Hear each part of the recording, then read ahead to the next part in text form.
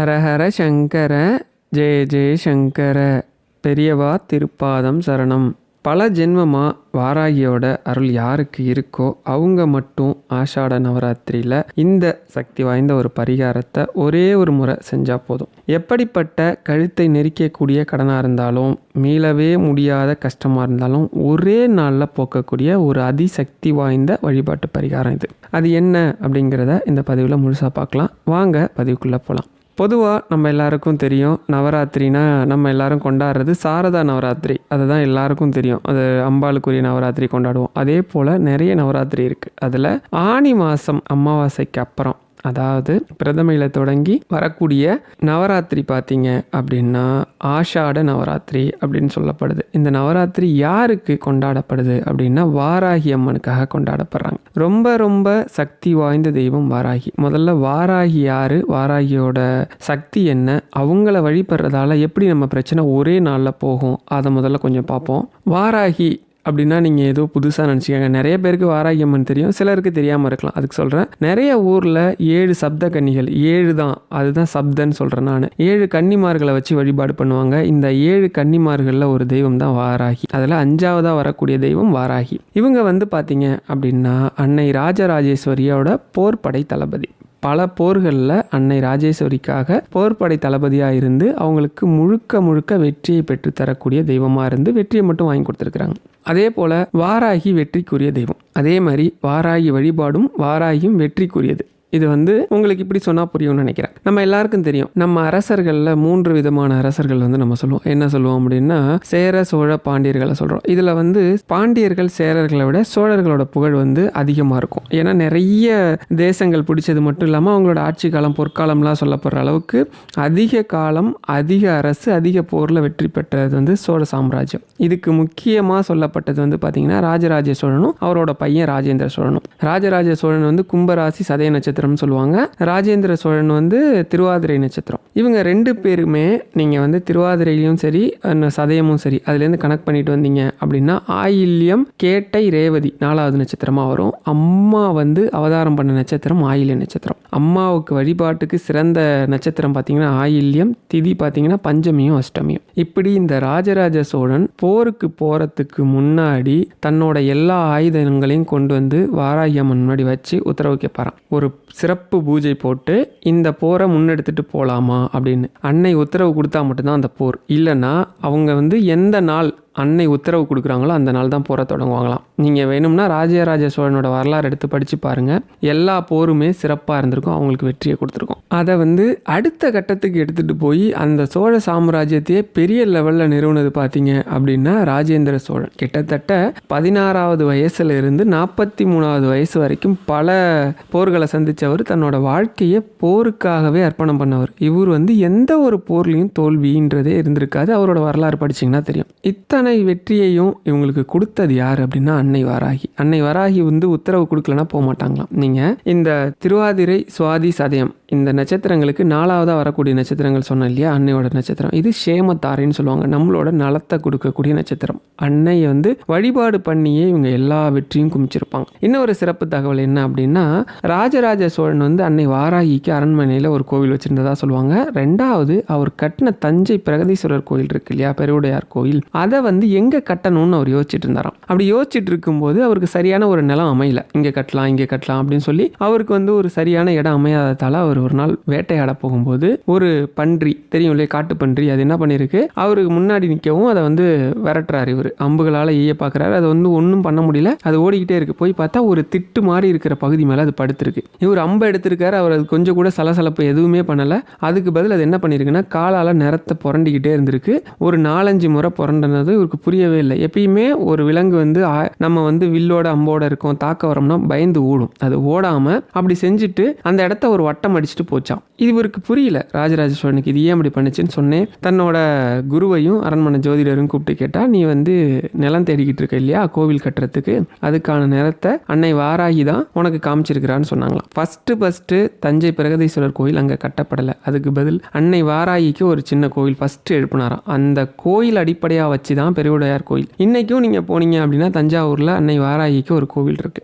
அந்த அளவுக்கு அன்னை சக்தி வாய்ந்தவள். முதல்ல அன்னையோட சக்தியில் ஒரு சின்ன பகுதியை சொல்கிறேன் பாருங்கள். நம்மளோட கர்ம பலன் எப்படி இருக்கோ அதற்படி தான் நம்மளோட வாழ்க்கை அமையும். அந்த கர்ம பலனை இல்லாமல் ஆக்கக்கூடிய சக்தி அன்னை வாராகிக்கு இருக்குது. கேட்டதை கேட்ட உடனே கொடுக்கும் சக்தி உடையவள். முதல்ல நம்மளோட கர்மா, இப்போ நம்மளோட வர நோயாக இருக்கட்டும், கடனாக இருக்கட்டும், பிரச்சனைகளாக இருக்கட்டும், எதிரி தொல்லையாக இருக்கட்டும், இதுக்கெல்லாம் நாம் எப்போவோ செஞ்ச ஏதோ ஒரு செயல், அந்த செயலோட மறுபயன் தான். அந்த மறுபயனை தான் நம்ம என்ன சொல்கிறோம், கர்மா அப்படின்னு சொல்கிறோம். நல்லதாக இருந்தால் நல்ல கர்மா, கெட்டதாக இருந்தால் கெட்ட கர்மா. இதை நிர்மூலமாக்கக்கூடிய சக்தி அன்னைக்கு இருக்குது. அதனால தான் நிறைய இடத்துல பார்த்தீங்க அப்படின்னா அன்னை வாராகியை பஞ்சமிலையும் நீங்கள் அஷ்டமிலையும் தொடர்ந்து வழிபாடு பண்ணுவாங்க. யாரெல்லாம் எதுக்கெல்லாம் வழிபாடு பண்ணலாம் அப்படின்னா, சொத்து பிரச்சனை. அன்னை பூமிக்குரிய கிரகமாக சொல்லப்படுறாங்க. அன்னை பூமிக்குரிய தெய்வமாக சொல்லுவாங்க. குறிப்பாக விவசாயத்துக்கு அன்னையை ரொம்ப சிறந்து வழிபாடு பண்ணுவாங்க. ஏன் அப்படின்னா அன்னை தன்னோட ஒரு கரத்தில் ஏற்கலப்பையை வச்சுருப்பாங்க. ஏற்கலப்பை விவசாயத்துக்கான ஒரு குறியீடு. அன்னை வழிபாடு பண்ணி அந்த காலத்தில் விவசாயம் அதிகமாக கிடைக்கணும், விவசாயத்தில் நல்ல மகசூல் கிடைக்கணும்னு சொல்லி பிரார்த்தனை பண்ணிக்கிட்டு அது கிடைச்ச உடனே மூட்டை மூட்டையாக நெல்லை கொண்டு கொடுப்பாங்க. இந்த வழக்கம் எங்கள் குடும்பத்துலேயும் இருக்குது. எங்கள் ஊரில் 7 கன்னிமார் கோயில் இருக்குது. அந்த கோயில் பிரார்த்தனை பண்ணுவோம். ஏன்னா ஆனி மாதம் பிரார்த்தனை பண்ணிக்கிட்டு அதுக்கப்புறம் ஆடி பட்டம் தேடி விதை விதைப்பாங்க இல்லையா. அந்த ஆடி பட்டத்துக்கான விதையை எந்த நாளில் விதைக்கணும், அது கணக்கெலாம் இருக்குது. அதெல்லாம் பண்ணோன்னா மகசூல் நல்லா கிடைக்கும். அந்த கிடைக்கிற மகசூலில் இவ்வளோ உங்களுக்கு கொடுக்குறேன் அப்படின்னு சொல்லி கொடுப்பாங்க. இன்னமும் இந்த வழக்கம் நிறைய கோவில்களில் இருக்குது. அன்னை இதுக்கு மட்டும்தானா அப்படின்னா அப்படி கிடையாது. அவளோட சக்தி அசுர பலம். அதாவது அவளை ஏற்று நின்று ஜெயிக்கவே முடியாது. அதனால அவள் முன்னாடி கர்மா எல்லாமே ஒரு வளர்ப்பு பிராணி மாதிரி சுற்றி வருமா, நம்மளை தொடாதான். நவகிரகமும் அப்படிதானா, சுற்றி வருமா, நம்ம கிட்ட நெருங்க பயப்படுமா. இப்படிப்பட்ட அன்னைக்காக கொண்டாடப்படுறது தான் ஆஷாட நவராத்திரி. இந்த ஆஷாட நவராத்திரியில் பொதுவாக கொலு வைக்கிற பழக்கம் கிடையாது. ஆனால் இந்த நவராத்திரி இருக்கக்கூடிய அத்தனை நாளும் அன்னையை வழிபடலாம். அப்படி வழிபட முடியாதவங்களுக்கு ஒரு சிறப்பான 2 நாள் இருக்குது. என்ன அப்படின்னா, ஒன்று பஞ்சமி, இன்னொன்று அஷ்டமி. நான் சொல்கிற இந்த பரிகாரமும் வழிபாட்டு முறையும் நீங்கள் பஞ்சமி, இன்னைக்கு பஞ்சமி, இன்னைக்கும் இல்லை அப்படின்னா வரப்போகிற அஷ்டமிலையும் நீங்கள் இந்த வழிபாட்டை பண்ணலாம். நிச்சயமாக 100% பலன் தரும். அன்னை வராகியை பொறுத்தளவுக்கு அவங்களுக்கு தோல்விங்கிறதே கிடையாது. நீங்கள் அவங்கள முழு மனசாக நம்பி, இந்த கடனாக இருக்கலாம், உங்களுக்கு சொத்து பிரச்சனையாக இருக்கலாம், நில சம்மந்தப்பட்ட பிரச்சனையாக இருக்கலாம், அதாவது வம்பு வழக்குன்னு சொல்கிறோம் பார்த்தீங்களா, இதிலெல்லாம் வெற்றி பெறக்கூடிய நிலைமையை உங்களுக்கு கொடுக்கக்கூடிய தெய்வம் அன்னை வாராகி.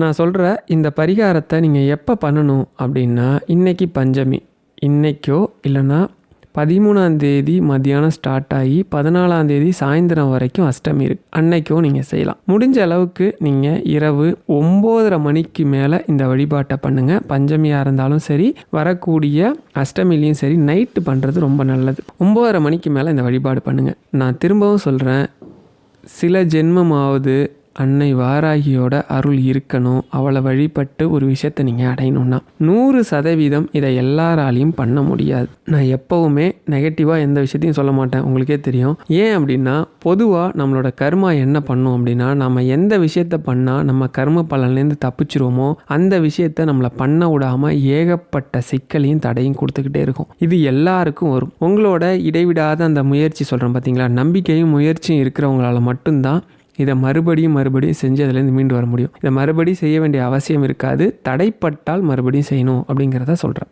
சரி, அது என்ன சக்தி வாய்ந்த வழிபாடு, அதை எப்படி பண்ணணும் அப்படிங்கிறத சொல்கிறேன். நீங்கள் கொஞ்சம் லேட் நைட் 9:30 மணிக்கு மேலே ஒரு 11:30 மணிக்குள்ளே இதை பண்ணலாம். அன்னைக்கு இரவு வழிபாடு அபரிவிதமான சக்தியை உடையவளாக இருப்பா. நீங்கள் கேட்டவனே கொடுப்பா. ரொம்ப ரொம்ப ரொம்ப குழந்தை மனசுன்னு சொல்லுவாங்க. அதனால் நீங்கள் எதை கேட்டாலும் ஓடி கொடுக்கக்கூடியவள். நைட்டு ஒரு 9:30 மணிக்கு மேலே உங்கள்கிட்ட வாராகி ஃபோட்டோ இருந்தால் நல்லது. இல்லைனா அதை பற்றி கவலைப்பட வேண்டாம். ஃபோட்டோ இருந்தது அப்படின்னா ஃபோட்டோவை சுத்தமாக தொடச்சி மஞ்சள் குங்குமத்தால் பொட்டு வச்சு, அவங்களுக்கு ரொம்ப பிடிச்சது செவ்வரளி பூ, கிடைச்சா செவ்வரளி பூ, இல்லைனா கிடைக்கலனா உங்களுக்கு என்ன பூ கிடைக்குமோ அந்த பூ. அதுக்கப்புறம் நீங்கள் செய்ய வேண்டியது என்ன அப்படின்னா, உங்கள் வீட்டில் எந்த வழிபாடு பண்ணாலும் நிச்சயமாக தீபம் போட்டு வழிபாடு பண்ணுறது நல்லது.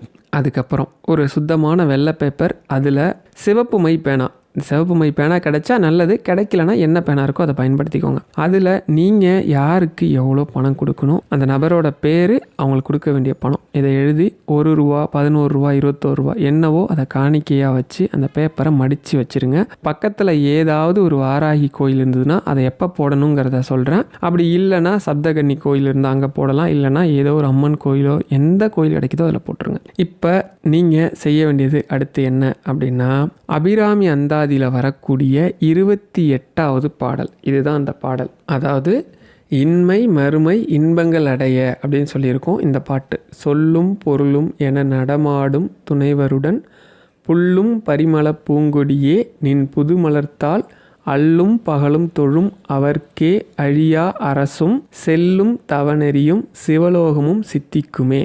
இந்த பாட்டை, இது தமிழ் தான், இப்போ நான் படித்து காமிச்சேன் இல்லையா, தமிழ் தான். இதுக்கு என்ன அர்த்தம் அப்படின்னா, எப்படி சொல்லோட சேர்ந்து பொருள் இருக்கோ ஒரு சொல்லுக்கான அர்த்தம் இருக்கும் இல்லையா, அது போல் நடமாடும் நடராஜரோட சேர்ந்திருக்க துணையவளே, பரிமள பூங்கொடி போல உடையவளே, உன்னோட பாதத்தை அடையிறவங்களுக்கு, அல்லும் பகலும் உன்னை தொழுறவங்களுக்கு அழியாத அரசு, அரசுனா அரசன், அது கிடைக்கக்கூடிய அதிகாரம், அதையும் செல்லும் தவநெறியும் சிவலோகமும் சித்திக்குமே. அதாவது அது கூட தவநெறியும் கொடுத்து கடைசியில் சிவலோகம்னு சொல்லக்கூடிய முக்தியும் கொடு அப்படின்னு சொல்லி கேட்கக்கூடிய பாடல். இதில் இன்மை மறுமை இன்பங்கள் அடைய அப்படின்னு சொல்லி இதோட தலைப்பு இருக்கு இல்லையா. இதில் இம்மை அப்படின்னா இந்த பிறவி, அதே மாதிரி இம்மைனா இன்பங்கள்னு அர்த்தம். இன்பங்கள்னு பக்கத்திலே ஒன்று இருக்கிறதால இந்த இடத்துல இன்பங்கள்னு வராது. மறுமைனா மறுபிறவி. எத்தனை பிறவி நான் எடுத்தாலும் அதில் இன்பங்களை மட்டும் எனக்கு கொடு, அழியாத செல்வம் அரசும் அதிகாரமும் செல்வ வளங்களோடு வாழ்கிற வாழ்க்கையை கொடுத்து எனக்கு முக்தியையும் கொடு அப்படின்னு கேட்குறது தான். இப்போ இந்த பிறப்புனால தானே நமக்கு இந்த கடன் கஷ்டம்லாம் வருது, அது இல்லாமல் பண்ணுறது. அடுத்து இன்னொன்று இருக்குது. அன்னைக்கு ராஜராஜேஸ்வரினா அவ்வளோ உயிர். அதனால அன்னை ராஜராஜேஸ்வரி மேலே பாடப்பட்ட லலிதா சகஸ்ரநாமம், இது முழுசாக எல்லாராலையும் படிக்க முடியாதுன்னா 1000 நாமங்கள் கொண்டது சமஸ்கிருதத்தில் இருக்கும். நிறைய பேருக்கு தமிழில் சொன்னாலே கஷ்டம். இதை புரிஞ்சுக்கிட்ட நம்ம ஆன்மீக குரு, நம்ம மகான், நம்ம அப்பா காஞ்சி மகா பெரியவா அதில் இருக்கக்கூடிய 7 சக்தி நாமங்களை மட்டும் கொடுத்துருக்குறாங்க. இதை சொன்னாலே சகஸ்ரநாமம் படித்த பலன் கிடைக்கும். இந்த நாமத்தை நீங்கள் சொல்லி அன்னைக்கிட்ட எதை கேட்டாலும் அடுத்த நிமிஷமே கொடுத்துருவலாம். அப்படி இருக்கக்கூடிய 7 நாமாக்கள், இதையும் நான் உங்களுக்கு வாட்சி காட்டுறேன். ஓம் ஸ்ரீ மாத்ரே நமஹ, ஓம் ஸ்ரீ அன்னதாயே நமஹ, ஓம் ஸ்ரீ வசுதாயே நமஹ, ஓம் ஸ்ரீ சசாமர ராமாவணி சவ்யதக்ஷிண சேவிதாயே நமக, ஓம் ஸ்ரீ கடாக்ஷ கிங்கரி பூத கமலா கோடி சேவிதாயே நமக, ஓம் ஸ்ரீ சிவசக்தியரூபிண்ய நமக, ஓம் ஸ்ரீ லலிதாம்பிகாயை நமக. இந்த 7 நாமத்தையும் சொல்கிறீங்க. முடிஞ்சால் தினமும் சொல்லுங்கள். இல்லைன்னா பஞ்சமியான இன்னைக்கும் அஷ்டமியான 13-14 சொல்லி உங்களோட கடன் என்ன தீரணும்னு பிரார்த்தனை பண்ணிக்க. இந்த நவராத்திரி முடிஞ்ச ஏதோ ஒரு நாள் அந்த பிரார்த்தனை பண்ணி வச்சுருக்க உண்டியலை போய் போட்டுருங்க. நீங்கள் நம்புவீங்களான்னு தெரியல, உங்களோட ஆன்ம பலனும் உங்களுக்கு அன்னையோட பரிபூரண அருளும் இருந்தால் அது ஒரே நாள், உங்களோட வேண்டுதல் ஒரே நாள் நடக்கும். எனக்கு பல சமயங்களில் இந்த வேண்டுதல் ஒரே நாள் நடந்திருக்கு. நான் ஆஷாட நவராத்திரி அன்னைக்கு மட்டும் இல்லை, பொதுவாக எனக்கு ஏற்படக்கூடிய தீர்க்க முடியாத சிக்கல் இருந்தது அப்படின்னா இதை தான் நான் அதிகமாக பயன்படுத்துவேன். லாஸ்ட் டைம் கூட நான் சொல்லியிருந்தேன், ஒரு இடம் வாங்கியிருந்தேன். அந்த இடம் வாங்க போகிறப்ப எனக்கு இருந்த பல சிக்கல், ஒரு சமயம் பணம் கொடுக்க வேண்டியது, ஒரு சமயம் இடமே அவங்க கம்மியாக கொடுக்குற மாதிரி இருந்தப்பெல்லாம் எனக்கு உடனே கை கொடுத்த ஒரு வழிபாடு. இப்போ உங்ககிட்ட ஃபோட்டோலாம் இல்லை அப்படின்னா வீட்டில் இருக்க ஏதோ ஒரு அம்பாள் ஃபோட்டோ, ஒரு நெய் தீபம், அதுக்கப்புறம் அன்னைக்கு நீங்கள் உங்களுக்கு அன்னைக்கு பிடிச்ச நெய்வேத்தியம், அவங்களுக்கு பிடிச்சது பார்த்திங்கன்னா கிழங்கு வகைகள் ரொம்ப பிடிக்கும். உருளைக்கிழங்கு, மரவள்ளி கிழங்கு, சக்கரவள்ளி கிழங்கு, அதுக்கப்புறம் மாதுளம்பழம், இளநீ, பானகம், இதெல்லாம் பிடிக்கும். இதில் ஏதோ ஒன்று, அதாவது நம்மளோட பிரியம் தானே, அது அம்மா மேலே நமக்கு இருக்கிற ஒரு அன்பை தானே காட்டுது. அதில் ஏதோ ஒன்று இல்லை, எல்லாம் கிடைச்சா எல்லாம் வச்சு இந்த வழிபாட்டை ஒரே ஒரு நாள் செஞ்சாலே போதும். உங்களுக்கு தினமும் நேரம் கிடைச்சா தினமும் பண்ணீங்க அப்படின்னா இன்னும் ரொம்ப நல்லது. முடிஞ்ச அளவுக்கு நான் சொன்ன அந்த 2 விஷயமும், லலிதா சப்த நாமாவளியும் சரி, அபிராமி அந்தாதியில் வரக்கூடிய 28வது பாடல், இன்னொன்று 54வது பாடல் கடன் தீர்க்கக்கூடிய ஒரு பாடல் இருக்கும், முடிஞ்சால் அதையும் படிங்க. இந்த 3ஐயும் ரொம்ப முக்கியம். நம்பிக்கையோடு செஞ்சு பாருங்கள், ஒரே நாளில் உங்கள் கடன் காணாமல் போகும். ஹர ஹர சங்கர, ஜெய ஜெயசங்கர்.